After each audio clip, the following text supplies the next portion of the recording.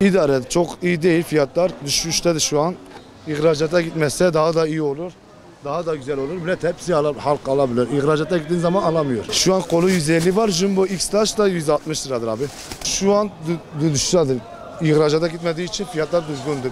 2 hafta 3 hafta aynı fiyat, değişen bir şey yok. Fiyatlar bu sene gayet makul abi. Fiyatlar düşüşte, yükseliş yok. İyi yani, alım gücü iyi yani. Yani genelde insanlar pek memnun değil ama iyi yani. Bence bir esnaf olarak fiyatların yüksek olduğunu düşünmüyorum. Şu an yumurta 140 lira abicim, büyük boy. Öyle fiyatlar.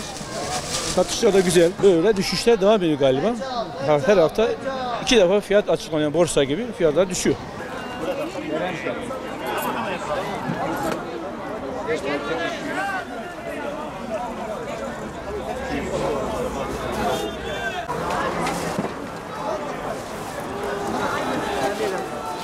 Dört,